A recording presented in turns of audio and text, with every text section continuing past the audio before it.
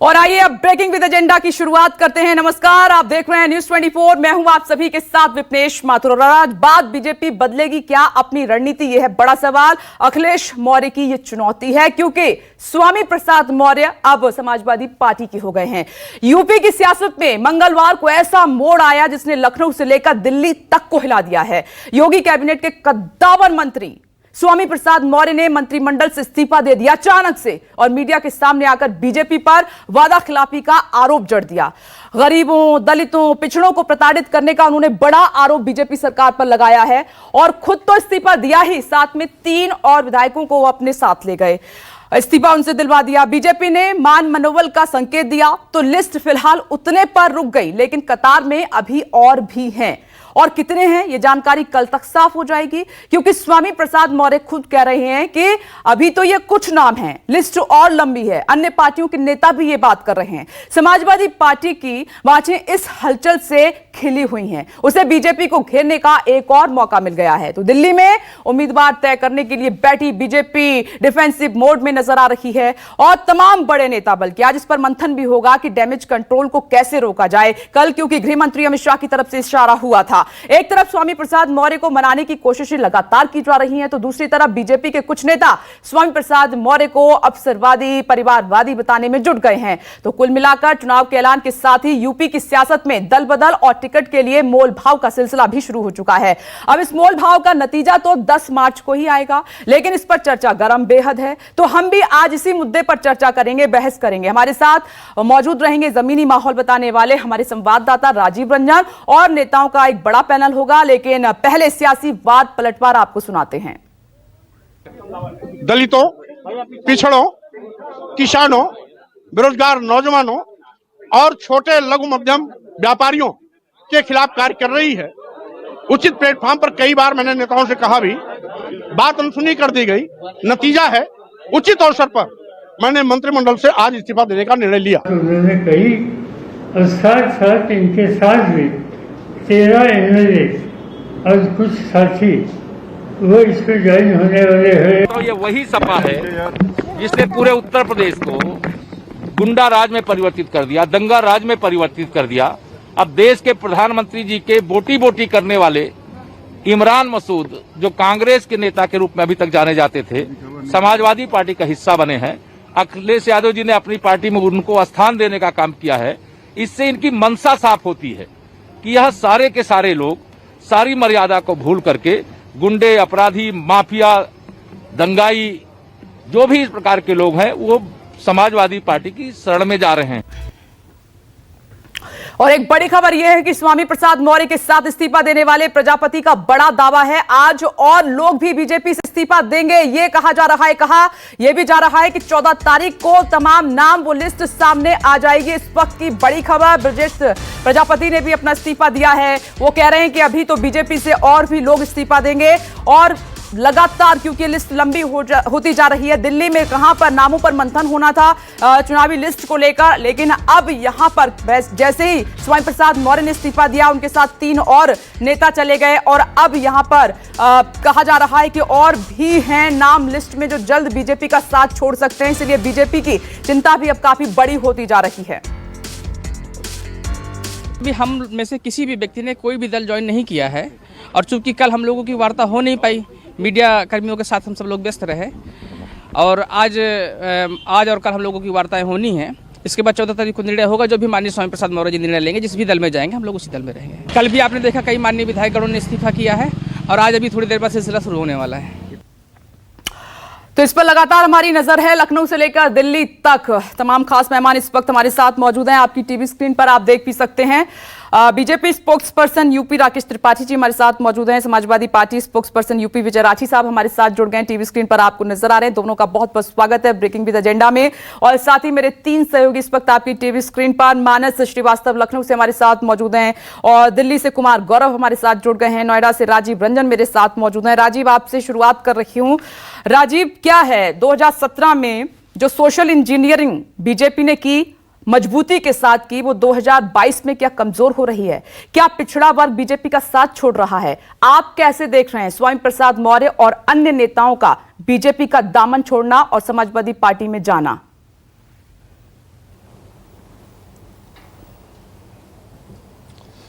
देखिए 2014 के जब लोकसभा के चुनाव हुए थे और प्रधानमंत्री नरेंद्र मोदी को प्रधानमंत्री पद का उम्मीदवार बीजेपी ने घोषित किया था, उसके बाद राष्ट्रीय महासचिव के तौर पर अमित शाह ने जब कमान संभाली थी और यूपी का इंचार्ज उनको बनाया गया था, तो प्रधानमंत्री मोदी की लोकप्रियता, उनका जादू एक तरफ, जमीनी स्तर पर जातिगत समीकरण को कैसे साधा जाए, इसके लिए अमित शाह ने एक बहुत, इसी वजह से उन्हें चाणक्य भी कहा गया, और एक बहुत सोची समझी रणनीति के तहत गैर यादव जितने भी बड़े चेहरे थे, गैर यादव जितने भी बड़े चेहरे उत्तर प्रदेश में पिछड़ों के थे, उनको उन्होंने अपनी पार्टी में या तो शामिल कराया या तो गठबंधन किया।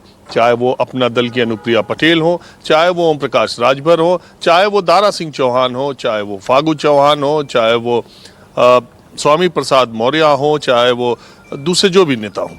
तो बाकी जो बड़े चेहरे दो चार बचे रह गए थे वो बीएसपी के साथ थे।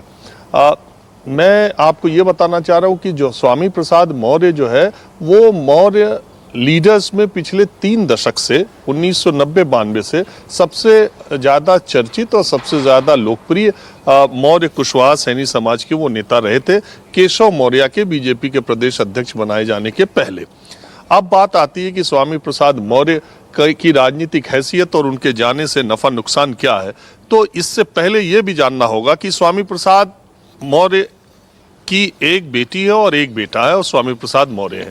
जब वो 2016 छोड़ करके 17 में बीजेपी ज्वाइन किया तो उनको बीजेपी ने कैबिनेट मिनिस्टर बनाया। 17 का ही उनके बेटे को भी टिकट दिया रायबरेली की ऊंचाहार से, जो मनोज पांडे समाजवादी पार्टी के उनके हाथों वो हार गए। ऊंचाहार से वो दूसरी बार हारे थे। स्वामी प्रसाद मौर्य 70 बरस के आसपास अब होने को हैं।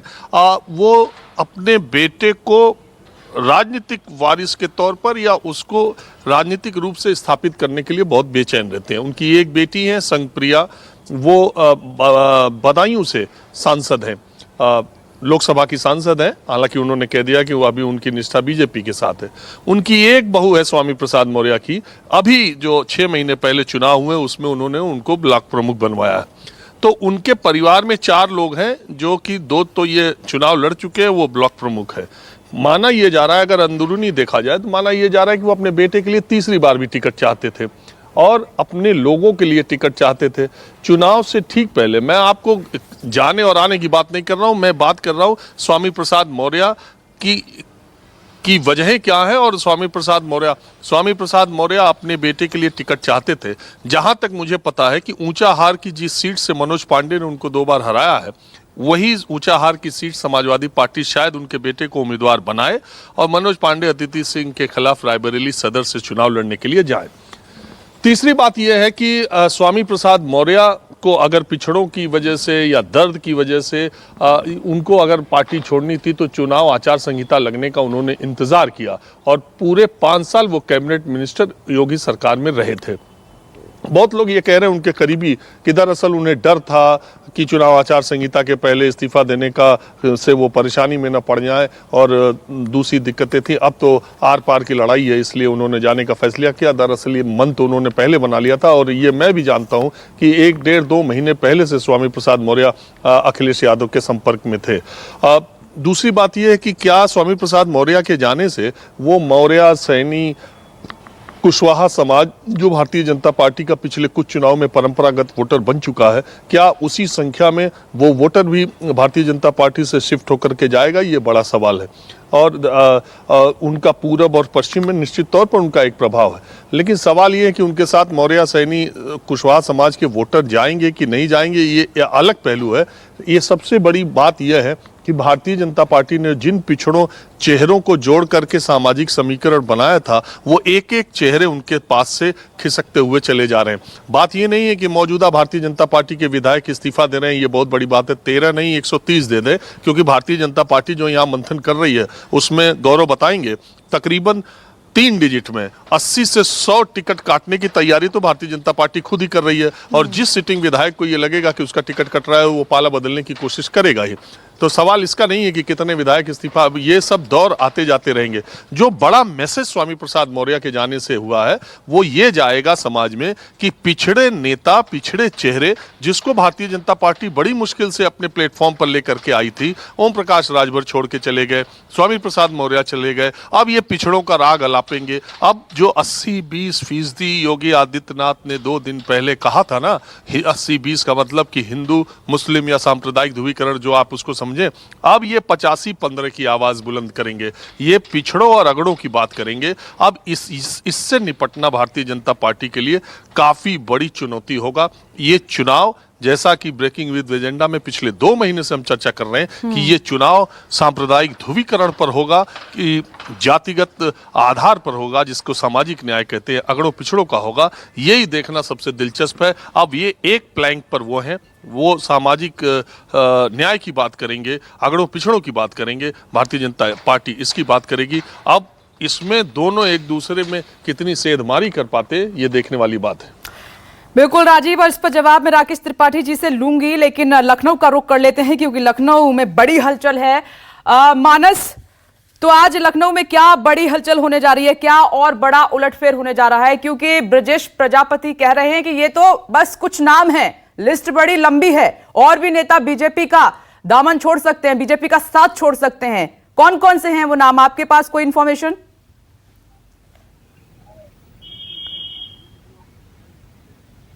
देखिए, नाम तो कई लोगों के थे, लेकिन इत्तेफाक से लगातार खंडन पे खंडन आ रहा है और धर्म सिंह सैनी समेत तमाम जो बड़े जिन नेताओं के नाम लिए जा रहे थे, उन्होंने बाकायदा अपना वीडियो जारी करके मीडिया में इस बात की सफाई दी कि वो अभी फिलहाल कहीं जाने वाले नहीं हैं। लेकिन कयास अभी भी लगाए जा रहे हैं कि करीब 12 ऐसे विधायक हैं जो भारतीय जनता पार्टी का साथ छोड़ सकते हैं और 14 या 15 तारीख में ये एक साथ इस्तीफा दे सकते हैं।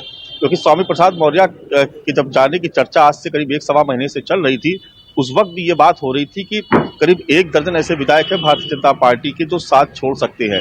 देखिए, यहाँ पर एक बात ये भी समझने वाली है कि जिस वक्त लखनऊ में चुनाव समिति की बैठक चल रही थी, उस वक्त ये चर्चा चल रही थी कि कई विधायकों के जो सिटिंग एमएलए हैं उनके टिकट काटे जाएंगे। तो बहुत सारे ऐसे विधायक थे जिनको इस बात की आशंका थी कि उनका टिकट कट सकता है, तो वो इस बात की पूरी तैयारी में थे कि वो किसी दूसरे दल का दामन थाम ले, किसी दूसरे दल के साथ चले जाएं। जहां तक स्वामी प्रसाद मौर्य की बात ही, तो निश्चित तौर पर स्वामी प्रसाद मौर्य बड़े कद्दावर नेता है और अब वो ये भी कह रहे हैं, कुछ लोगों में के बीच में ये भी चर्चाएं हो रही कि करीब 1-1.5 वर्ष से जो है पार्टी उनको थोड़ा सा इग्नोर कर रही थी। क्योंकि जब लखनऊ में एक बहुत बड़ा सम्मेलन था, मौर्य और कुशवाहा शाक्य सम्मेलन था, उस वक्त स्वामी प्रसाद मौर्य की तस्वीर मंच में नहीं लगाई गई थी और जो उसका जो प्रचार किया जा रहा था उत्तर प्रदेश भर में, वहां पर भी उस पूरे कैंपेन में स्वामी प्रसाद मौर्य को बहुत अलग तरीके से उनके साथ ट्रीटमेंट किया गया। उनको उतना सम्मान मिला, ना ही उनकी होल्डिंग्स और उनकी तस्वीरें लगाई गई मंच पर। तो ये एक बात अब उठ रही है कि एक नाराजगी की वजह यही थी और उस वक्त से ये नाराजगी शुरू हो गई थी। लेकिन उसके बाद भी तमाम बार जब हम लोगों से बात हुई तो कई इंटरव्यूज में उन्होंने योगी सरकार और मोदी सरकार की बहुत तारीफ की और हमेशा उनकी शान में कसीदे पढ़ते रहे। लेकिन अब जब चुनाव का वक्त करीब आ गया है तो उनकी चर्चाएं एक बार फिर से तेज हुई थी कि वो अखिलेश यादव के संपर्क में है और ये बात भारतीय जनता पार्टी के लोग भी बखूबी जानते थे। क्योंकि जब ये इस तरह की खबरें जब मीडिया में लगातार आ रही थी तो ऐसा नहीं था कि बीजेपी के जो बड़े नेता है वो इस पूरे घटनाक्रम से वाकिफ नहीं थे। लेकिन उसके बाद भी उनको मनाने की कोई कोशिश नहीं की गई। जब उन्होंने इस्तीफा दे दिया और जब वो अखिलेश के साथ उनकी जब तस्वीर आई, उसके बाद बीजेपी के खेमे में खलबली मची और उसके बाद उनकी मान मनोबल का दौर शुरू हुआ। देखिए, अभी जो मौजूदा स्थिति है उसमें इसमें तो कोई शक नहीं कि तमाम बड़े जो सियासी दलों के जो बड़े नेता हैं वो एक एक करके समाजवादी पार्टी में शामिल हो रहे हैं। और इस चर्चा को उस वक्त और भी बल मिल रहा था जब बहुजन समाज पार्टी से तमाम बड़े नेता लालजी वर्मा से लेकर रामअचल राजभर तक जब वो सब समाजवादी पार्टी की तरफ रुख कर रहे थे, उस वक्त भी ये बात हुई थी कि उनके जो स्वामी प्रसाद मौर्य के जो पुराने साथी हैं वो इस बात को लेकर के कोशिश कर रहे थे कि स्वामी प्रसाद मौर्य समाजवादी पार्टी के साथ आ जाए। तस्वीरें कल सबने देखी है, लेकिन अभी थोड़ा सा वक्त का इंतजार करना पड़ेगा। ठीक है। ये बात सही है कि करीब करीब 1 दर्जन बीजेपी के विधायक अभी ऐसे हैं। और आपने मानस विनय शाक्य का जिक्र किया है। विनय शाक्य ने एसपी में जाने के संकेत दिए हैं, स्वामी प्रसाद मौर्य के साथ जाएंगे विनय शाक्य। ये बड़ी जानकारी मिल रही है क्योंकि लगातार न्यूज़ 24 आपको ये इनपुट दे रहा है, जिस तरीके से प्रतिक्रियाएं मिल रही हैं कि ये लिस्ट लंबी है। कम से कम मानस खुद बता रहे हैं कि 12 से 13 ऐसे नेता हैं जो बीजेपी का साथ छोड़ सकते हैं और विनय शाक्य एसपी में जाने के संकेत दे रहे हैं। इस वक्त ये बड़ी खबर सामने आ गई है, हमारी भी लगातार नजर है। आप स्वामी प्रसाद मौर्य के साथ हैं, तो क्या मतलब अब समाजवादी पार्टी की तरफ मन बना चुके हैं? मतलब सपा की तरफ जाना चाहते हैं? विनय शाक्य ज्यादा कुछ नहीं कहा, हाँ में इसका जवाब दिया है। और उनके भाई ने क्या कुछ कहा सुनिए जरा। बेटी का जो हम पे आरोप है वो निराधार है। अगर उसके पिता हैं तो मेरे भाई हैं और मैंने बचपन से ही उनका साथ दिया है। उनके अस्वस्थ होने पर भी मेरे ही साथ वो रहते हैं और माताजी उनकी देखभाल करती हैं। और अस्वस्थ होने के बाद जो भी क्षेत्रीय कार्य हैं वो मेरे द्वारा संचालित किए गए और भाई साहब के दिशा निर्देशन में ही सारा कार्य मैंने किया है। तो स्वामी प्रसाद मौर्य के साथ जाएंगे। तो गौरव, अब डैमेज कंट्रोल की तैयारी की जाएगी। कहां लिस्ट को लेकर मंथन हो रहा था दिल्ली में?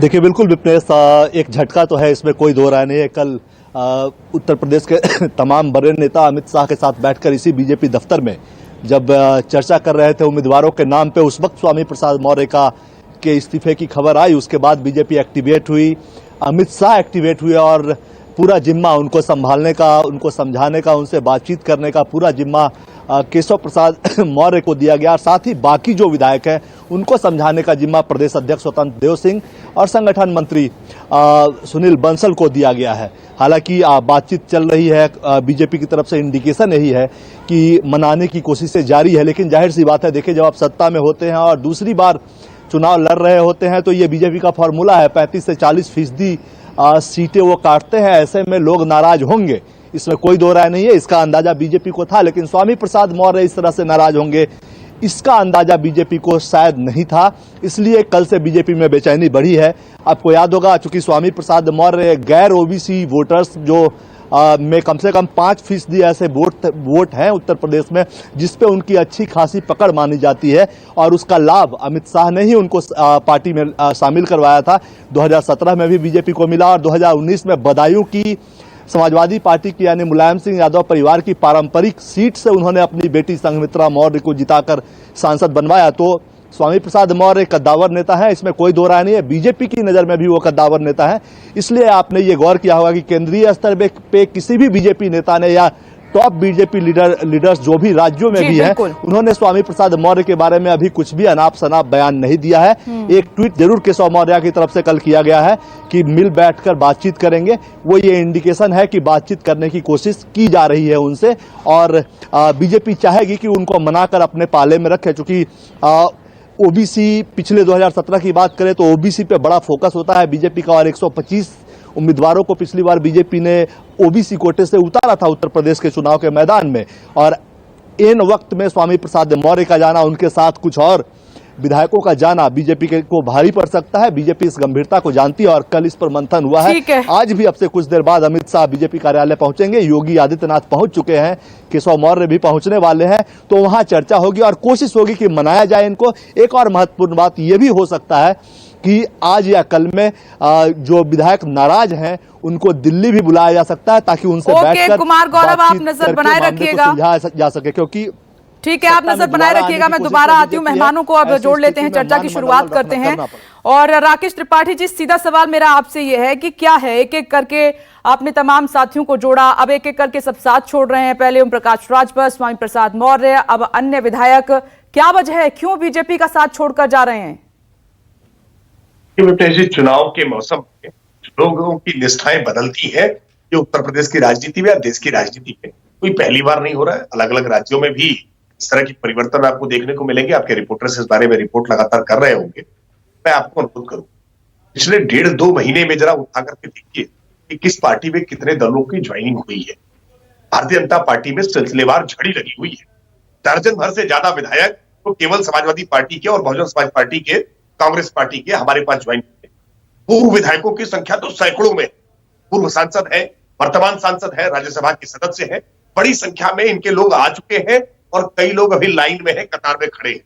हम स्क्रूटनी कर रहे हैं क्योंकि हम समाजवादी पार्टी के वो सत्ता लोलुप लोग जो भारतीय जनता पार्टी के साथ सत्ता में आकर के अपना हित साधना चाहते हैं, ऐसे लोगों को साथ लेंगे जो वास्तविकता में समाजवाद, जो डॉक्टर लोहिया का समाजवाद है उसके साथ अभी भी जुड़े हुए हैं, जिनका जनता के बीच में जनाधार है, जो कास्ट क्राइम और करप्शन उत्तर प्रदेश को दूर रखना चाहते हैं, ऐसे लोग जिन्होंने पार्टी के साथ आवेदन किया है, वो पार्टी के साथ उनकी स्क्रूटनी चल रही है, बातचीत चल रही है और बहुत जल्द ही आपको कई चौंकाने वाले चुनावी अदला बदली जो आप बता रहे हैं, लेकिन स्वामी प्रसाद मौर्य का आपने वो लेटर पढ़ा जो राज्यपाल को लिखा गया, उसमें क्या एग्जैक्टली उन्होंने मेंशन किया है? उन्होंने लिखा है कि दलितों, पिछड़ों, किसानों, बेरोजगारों के साथ ठीक नहीं किया है बीजेपी सरकार ने, इसीलिए मैं आहत होकर बीजेपी छोड़ रहा हूं। विपिन जी लंबे समय से आप भी चर्चा करती हैं और राजनीति पर बहुत करीब निगाह रखती हैं, उत्तर प्रदेश के संदर्भ में ठीक से जानती हैं।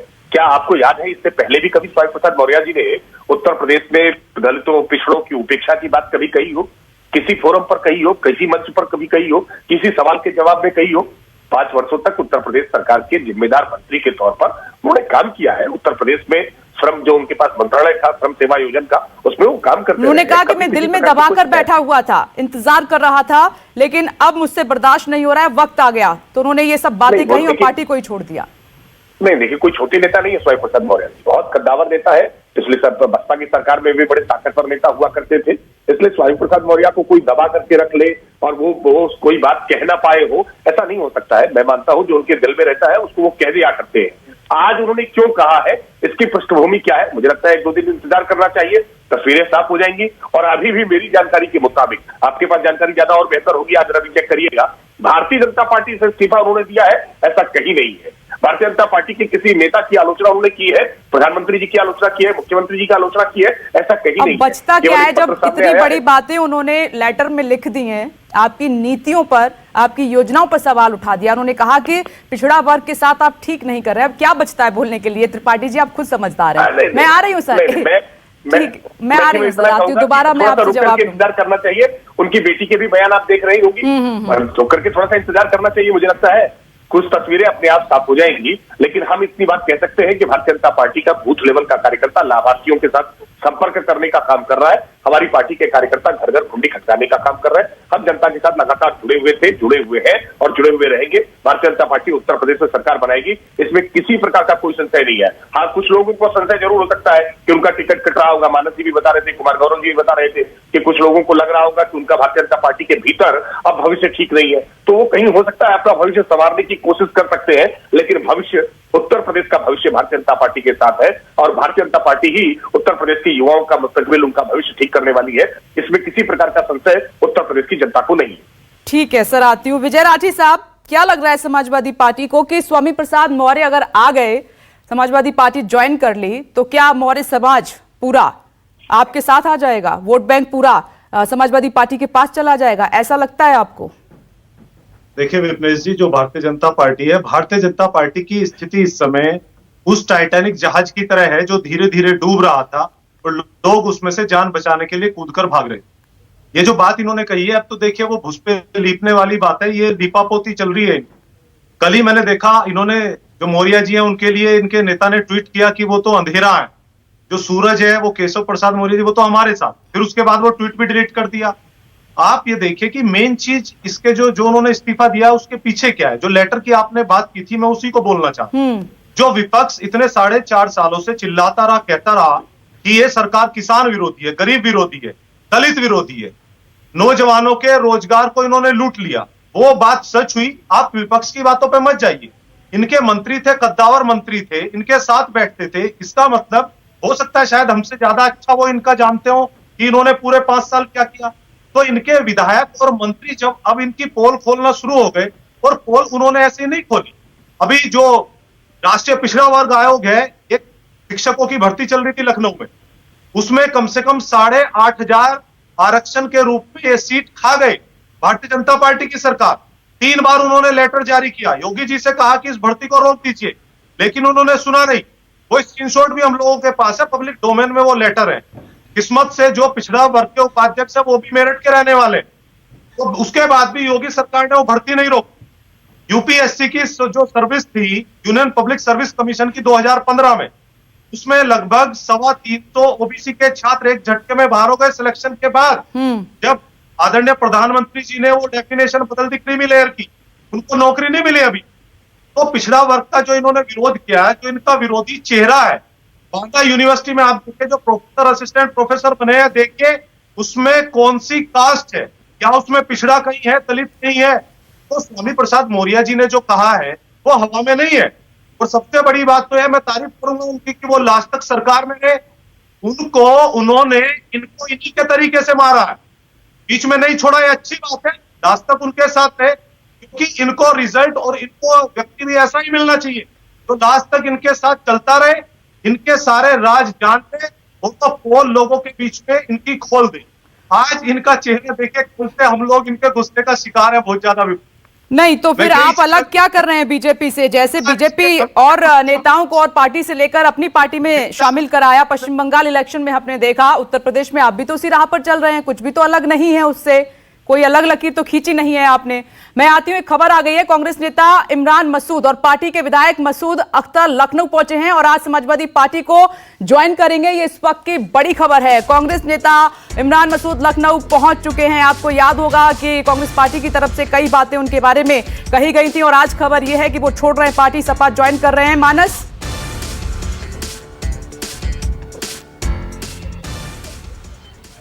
देखिए 3 दिन पहले से ही ये चर्चा थी और उनको आना भी था, ये बात तय हो चुकी थी। और चूंकि इमरान मसूद ने परसों अपने कार्यकर्ताओं के साथ एक बैठक की थी और उसमें ही ये तय हो गया था कि वो समाजवादी पार्टी का हिस्सा बनेंगे। कुछ और भी लोग उनके साथ हैं जो आज ज्वाइन कर सकते हैं। फिलहाल इमरान मसूद आज लखनऊ पहुंच चुके हैं और उनको वैसे कल ही उनको ज्वाइन करना था, जो खबर थी कल ही ज्वाइन करना, लेकिन चूंकि उत्तर प्रदेश में जो घटनाक्रम हुआ और स्वामी प्रसाद मौर्य की मुलाकात के बाद जिस तरह से घटनाक्रम बदलता रहा पल पल, उस वजह से कल की इनकी ज्वाइनिंग टल गई थी। लेकिन आज दोपहर बाद किसी भी समय वो समाजवादी पार्टी में शामिल हो जाएंगे। अखिलेश यादव भी लखनऊ में ठीक है। मानस, नजर बनाए रखिएगा, छोटा छोटा रिएक्शन में ले पाऊंगी, वक्त की कमी है, मेहमानों का दोबारा भी रुख करना है। राजीव, क्या इस बार 2022 में समाजवादी पार्टी फेवरेट बनी हुई है? हर नेता समाजवादी पार्टी को ज्वाइन कर लेना चाहता है।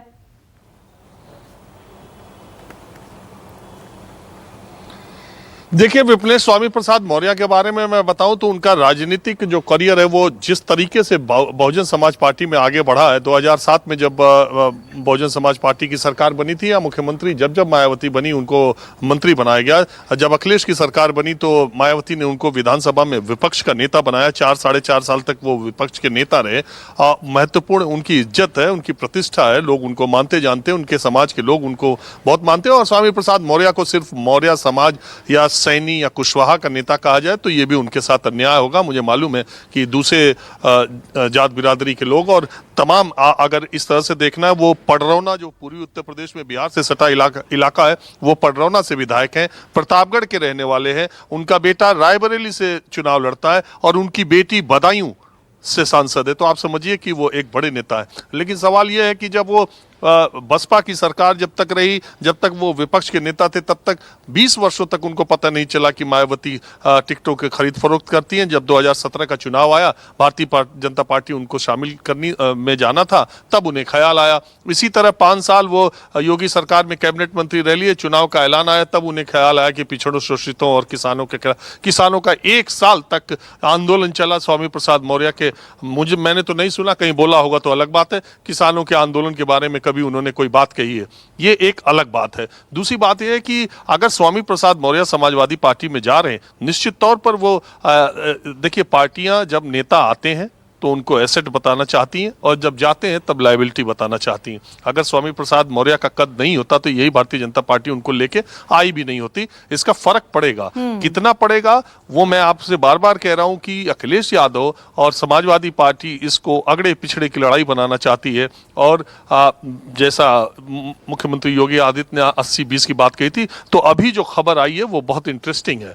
कल अगर स्वामी प्रसाद मौर्य के जाने से ये चुनाव अगड़े पिछड़े में जा रहा था तो यकीन मानिए इमरान मसूद के पार्टी में ज्वाइनिंग के बाद यही भारतीय जनता पार्टी आज ऐसी बम्बार्डिंग करेगी और इमरान मसूद के 2014 के लोकसभा चुनाव के उस बयान को निकालेगी जो प्रधानमंत्री मोदी के बारे में उन्होंने कहा था।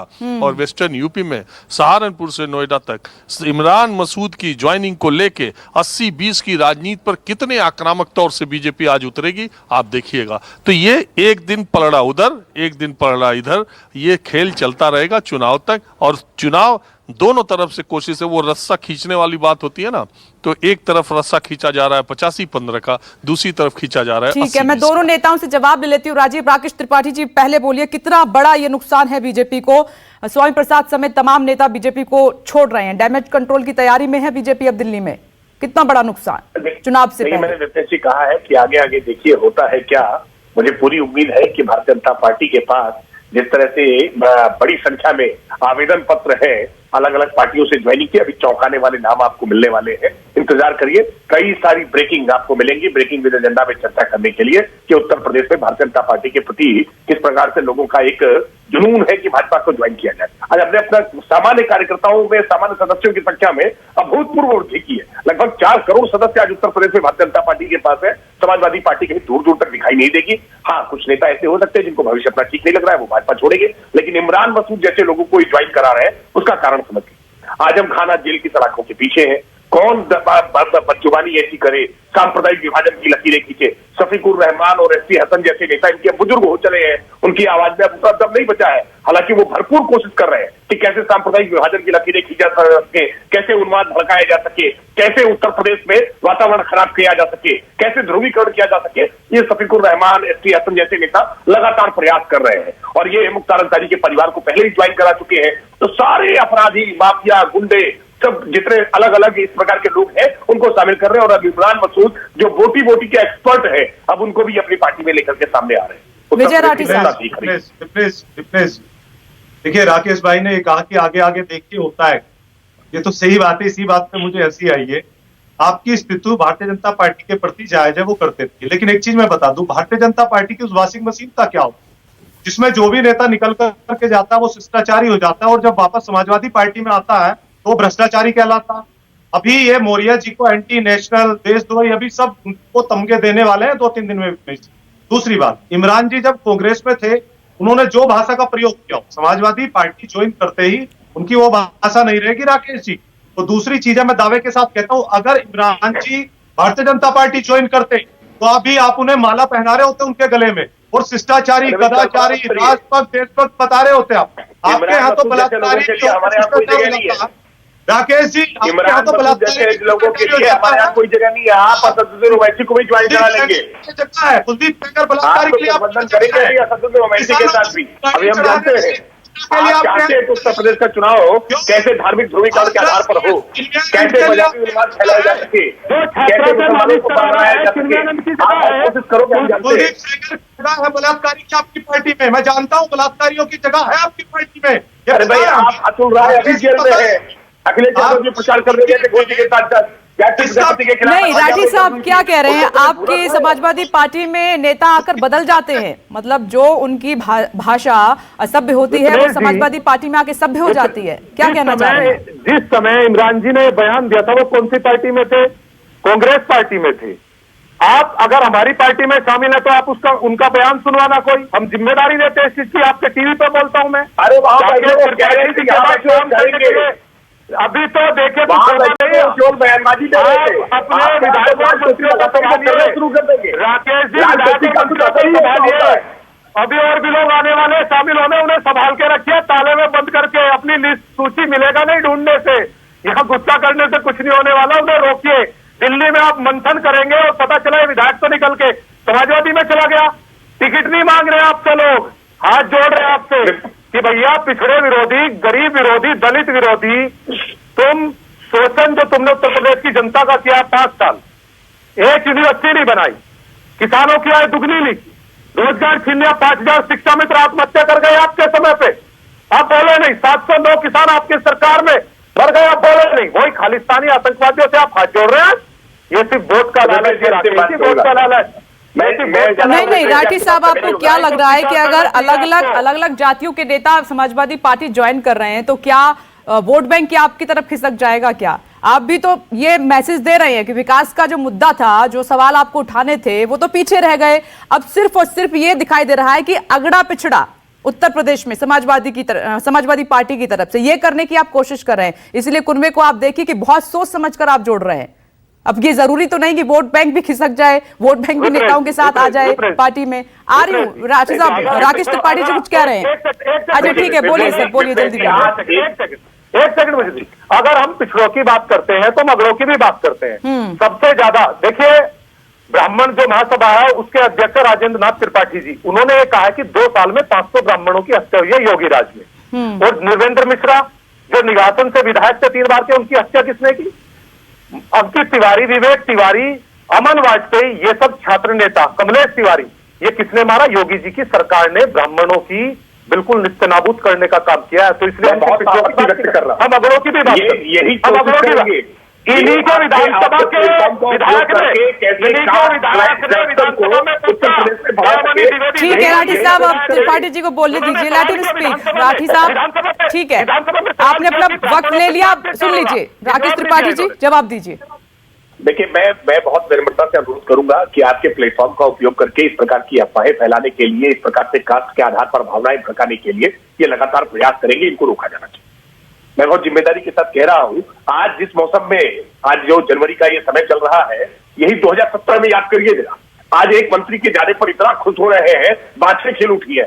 अरे पूरी की पूरी पार्टी विभाजित हो गई थी, पिता को धक्का मार के निकाल रहे थे अपने समय में। 2017 को याद करिए कि किस तरह से समाजवादी पार्टी के दफ्तर के सामने जिंदाबाद और मुर्दाबाद के नारे लग रहे थे, किस तरह से मुख्यमंत्री दफ्तर और समाजवादी पार्टी का दफ्तर जंग का मैदान तब्दील हो गया था। सत्ता में किस प्रकार से आपके अंदर से फुटौल हुई थी। भारतीय जनता पार्टी बहुत अनुशासित दल है। मैं फिर कह रहा हूं कि हो सकता है कि कुछ लोगों को लगा हो कि उनका टिकट कट जाएगा, उनका भविष्य सुरक्षित नहीं है, वो नाराज हो सकते हैं, लेकिन पार्टी के आज बेगानी शादी में नहीं, राठी साहब वो कह रहे हैं कि थोड़ा सा इंतजार कीजिए, अभी और भी बम फूटेंगे। नहीं, एक मिनट, आपको कोई फर्क नहीं पड़ा विप्रेश जी, ये टीवी पे बोल सकते हैं ना कि मौर्य जी के जाने से इन्हें कोई फर्क नहीं पड़ा। बोलिए आप टीवी पे, बोलिए 4 विधायक चले गए, हमें अभी मौर्य जी आपके पास पहुंचे नहीं है। बेगानी शादी में अब्दुल्ला दीवाना पहले हो गया है, अभी मौर्य जी की कोई गलती भी नहीं है जो आपके साथ जाएंगे। आप पहले ही खुश होकर के बजाना शुरू करते हैं। अरे भाई, अरे इतना उत्साहित मत हो जाइए। अच्छा एक अपडेट आ गई, रुकिए त्रिपाठी जी और विजय राठी जी, 1 मिनट रुकिए। दिल्ली से कोई अपडेट है? राजीव मैं आपके पास आ रही हूँ। कुमार गौरव कोई अपडेट? आ रही हूँ राठी साहब। कुमार गौरव कोई अपडेट दिल्ली से? देखिए बिल्कुल, आपसे कुछ देर में ये बैठक यहाँ शुरू होने वाली है, जहाँ तीसरे चरण से आगे के यानी कि जो बाकी के 4 चरण है उसके उम्मीदवारों के नामों पे चर्चा होगी, क्षेत्र के नाम पे चर्चा होगी। लेकिन मुख्य तौर पर जो नाराज नेताओं को मनाने की बात है उसके लिए रणनीति बन रही है। और तय समय से काफी पहले, मेरे पीछे आप बीजेपी हेडक्वार्टर देख रहे हैं, यहाँ मंत्री यानी कि मुख्यमंत्री योगी आदित्यनाथ और डिप्टी सीएम दिनेश शर्मा दोनों लगभग 40 मिनट से आकर बैठे हुए हैं और बातचीत का प्रयास, जो बताया जा रहा है, सूत्र बता रहे हैं कि जो नाराज नेता है उनसे धीरे धीरे संपर्क साधा जा रहा है बीजेपी दफ्तर में बैठकर ही। और बहुत संभव है कि इनमें से कुछ नेताओं को दिल्ली भी बुलाया जाएगा और शाम तक आपको कुछ डैमेज कंट्रोल में पुख्ता चीजें सामने आ सकती हैं। ठीक है कुमार गौरव, नजर बनाए रखिएगा। राजीव, ऐसा नहीं लग रहा है कि जो लकीर बीजेपी ने खींची थी कि दूसरी पार्टियों से तोड़कर नेता अपनी पार्टी में ज्वाइन कराएं, समाजवादी पार्टी हूबहू 2022 में उसी लाइन पर चल रही है? बिल्कुल समाजवादी पार्टी।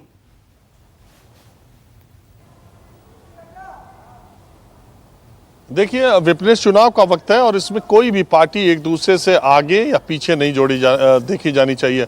आप देखिए ना, पहली बार ऐसा मैंने देखा है और सुना भी है, शायद जितनी जानकारी मुझे है कि पहली बार किसी पार्टी ने ज्वाइनिंग कमेटी बनाई है कि दूसरी पार्टियों से जो लोग उसकी पार्टी में शामिल होंगे, इसके लिए एक joining committee Bharatiya Janata party ने बनाई है। खास तौर पर तब जब आप योगी मोदी सरकार का इतना डंका पीट रहे हैं, तब भी आप दूसरे पार्टी के नेताओं से अपने पार्टी में शामिल कराने के लिए चुनाव से पहले ज्वाइनिंग कमेटी बनाते हैं।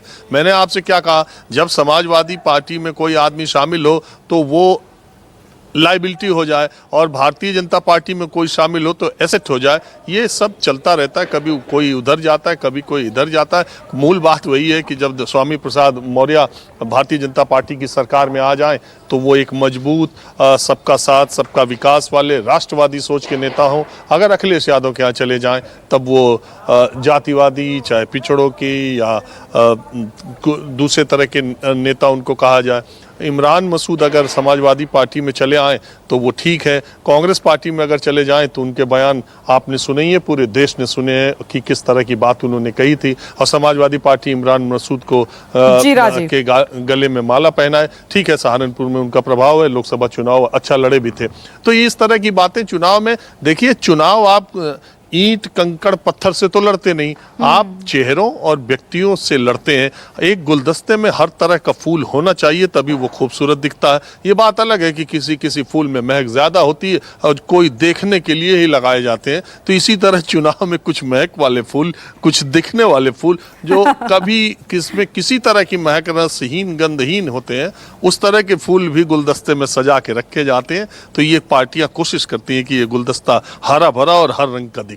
ठीक है राजीव, देखते हैं कि इस गुलदस्ते में और कैसे कैसे रंग दिखाई देते हैं। आप सभी का बहुत बहुत शुक्रिया। एक छोटा सा ब्रेक यहां पर ले रहे हैं, फौरन लौटें। नमस्कार, मैं हूं मानक गुप्ता। अगर आपको हमारा ये वीडियो पसंद आया हो तो इसे लाइक और शेयर जरूर करें और हाँ, हमें सब्सक्राइब और फॉलो करना ना भूलें ताकि आप देश और दुनिया की कोई खबर मिस ना करें। तो जुड़े रहिए हमारे साथ और देखते रहिए न्यूज़ 24।